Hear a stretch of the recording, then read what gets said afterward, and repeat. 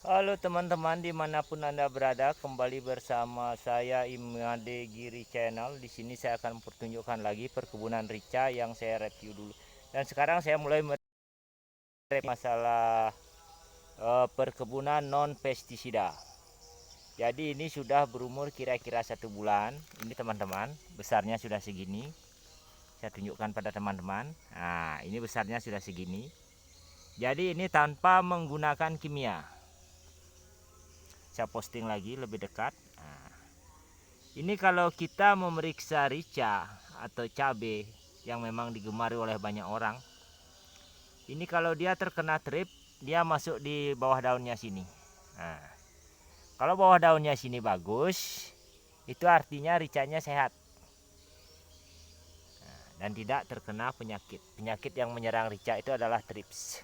Dan ini model bedengan saya. Dan ini beberapa ricanya.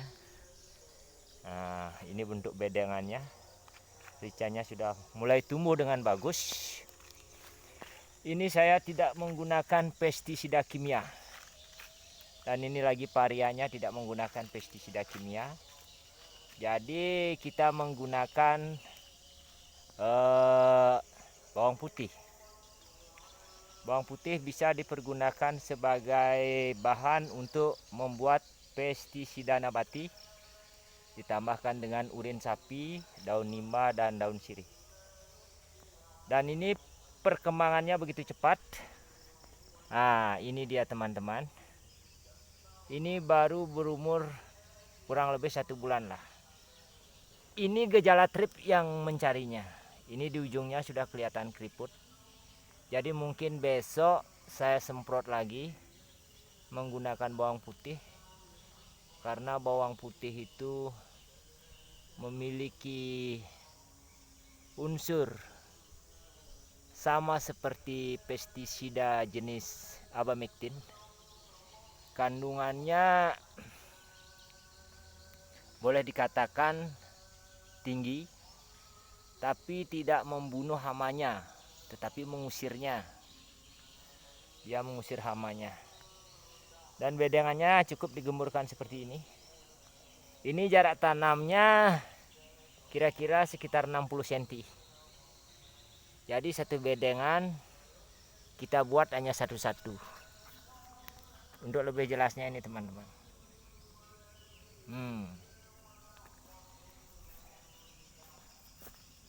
Kalau bisa juga 90 cm juga boleh. Kurang hamanya. Karena pengaplikasiannya sering dilakukan, penyemprotannya maksudnya. Ini hanya mempergunakan pupuk organik seperti tai ayam dan tai kambing yang sudah difermentasi. Jadi itu metode dari saya. Bagi teman-teman yang mau mengembangkan tanaman rica secara simpel dan efektif, karena teman-teman pun sekarang tahu bahwa semua jenis pestisida itu harganya melonjak tinggi. Pupuk, herbisidanya, pestisidanya, semua melambung tinggi. Jadi kita sebagai petani itu harus pintar-pintarnya mensiasati bagaimana caranya untuk menekan pengeluaran di bidang penggunaan pestisida itu sendiri. Dan dampaknya cukup signifikan. Yang pertama, kita bisa memendit keuangan kita. Yang kedua, itu tanaman kita tidak tercemar yang namanya pestisida kimia. Yang ketiga, mungkin bahan-bahannya terlalu mudah untuk didapatkan. Seperti daun sirsa itu mudah sekali didapatkan, mungkin kita cukup hanya minta, cuma bawang putihnya mungkin beli. Menghabiskannya juga tidak terlalu banyak, tidak sampailah 1 kilo. Paling cuma setengah cukup untuk 1 jerigen, jadi di blender nanti. Dan ini sudah mulai tinggi teman-teman. Ini yang baru tadi saya gemurkan. Dia cukup subur. Dan ini pun sudah mulai diserang dengan trip. Tapi tidak apa-apa, nanti bisa kembali setelah saya semprot lagi.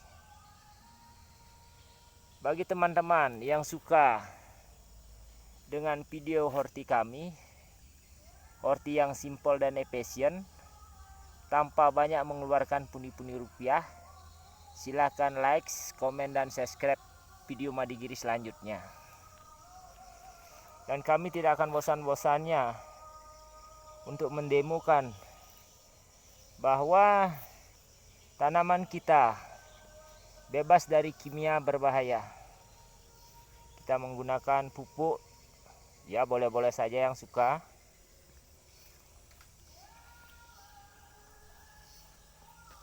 Dan juga menggunakan pestisida, tapi kalau bisa secukupnya, jangan terlalu berlebihan. Karena apa? Karena bisa merusak kultur tanah. Istilah pupuk kimia yang berlebihan itu adalah memperkosa tanah.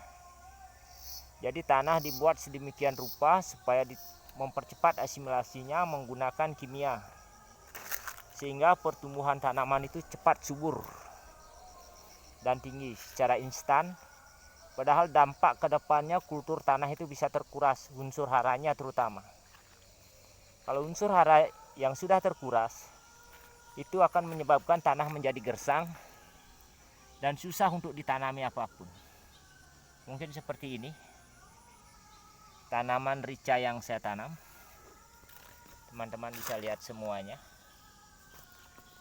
satu demi satu.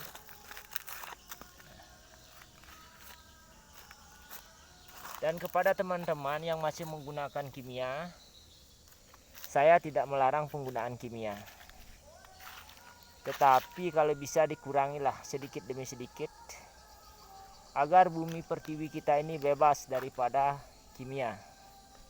Ini pun ada beberapa tanaman seperti orti, ini tidak menggunakan pestisida kimia, dan lumayan tidak ada hama yang di sini. Ini cukup pengaplikasiannya dengan bawang putih, daun nimba, daun sirsa, dan daun sirih. Semuanya bisa didapat. Kalau memang tidak ada daun nimba, daun sirih pun bisa dipakai, daun pinis pun bisa dipakai. Daun pinis mudah didapatkan. Jadi kepada teman-teman kami semua yang senang bercocok tanam dengan metode ramah lingkungan, marilah kita sama-sama untuk belajar. Mungkin teman-teman semua punya pengalaman di bidang horti, mari kita berbagi dan sharing sama-sama. Dan kepada teman semuanya, mudah-mudahan kami temui dalam keadaan sehat walafiat, tanpa kekurangan suatu apapun. Itu doa dari Madigiri Channel yang membagikan tautan ini kepada Anda. Tujuan saya tidak lain dan tidak bukan adalah untuk melestarikan alam dan lingkungan. Namun kita pun tidak bisa dipungkiri, karena kita harus mementingkan uang. Jadi kita bisa bercocok tanam dengan menggunakan metode lama. Kalau macam dulu, orang tua kita dulu itu tidak pernah yang mengenal namanya sakit asam urat, asam lambung, diabetes, karena makanan yang dikonsumsinya itu jarang mempergunakan kimia. Metodenya mereka beda. Tapi kalau sekarang anak baru lahir itu sudah mendapatkan kimia, karena memang zamannya seperti itu. Karena lingkungannya memang zat kimia semua. Jadi kalau kita salah satu tidak memakai, maka kita pun akan merugi. Tapi kalau metode saya yang dipakai, insya Allah tidak akan berpengaruh bagi lingkungannya. Walaupun lingkungan mempergunakan pestisida, namun kita mempergunakan pestisida nabati atau pestisida yang kita racik sendiri, karena hama-hamanya itu akan jerah tinggal di perkebunan kita. Mereka tidak akan nyaman karena baunya yang luar biasa, apalagi yang namanya urin sapi itu baunya luar biasa itu teman-teman. Dan sekarang saya jalan-jalan lagi, mungkin supaya teman pun bisa melihat tanaman saya. Ini masih kecil teman-teman. Nanti lagi 2 bulan atau 2 minggu nanti saya perlihatkan lagi bagaimana tanaman ini yang saya budidayakan ini. Ini tidak mempergunakan racun rumput, sama sekali tidak ada racun rumputnya. Cukup saya gemburkan secara manual. Jadi kalau tanah digemburkan, itu proses asimilasi unsur haranya itu akan cepat naik. Apalagi ada pupuk komposnya. Karena tanah yang keras itu asimilasi daripada unsur zat-zat yang berada dalam tanah itu sulit diasimilasi oleh tanaman karena tanahnya keras. Jadi sesering mungkinlah kita gemburkan supaya bisa mempercepat pertumbuhan. Mungkin cuma itu video dari kami. Kurang dan lebihnya kami mohon maaf yang sebesar-besarnya kepada teman kami semuanya dimanapun Anda berada. Saya dari Madigiri Channel mengucapkan banyak terima kasih karena telah bisa berbagi di video beberapa hal mengenai lingkungan hidup, mengenai penggunaan pestisida kimia yang tidak saya laksanakan karena saya cinta dengan budidaya tanaman non pestisida. Bukannya saya ingin menjatuhkan produk pestisida, itu tidak. Bagi teman-teman yang ingin mempergunakan silahkan, saya pun tidak akan melarangnya. Ini hanya yang saya pergunakan secara pribadi.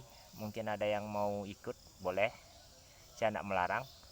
Mungkin juga ada yang menolak, karena setiap orang itu punya prinsip yang beda-beda. Jadi kita tidak bisa sinkronkan semuanya. Yang masih menggunakan pestisida kimia silakan. Yang mau menuruti metode kami mempergunakan pestisida ramah lingkungan juga boleh. Jadi semuanya serba bisa. Mungkin cuma itu tautan dari kami. Kami ucapkan wassalamualaikum warahmatullahi wabarakatuh. Salam sejahtera untuk kita semua.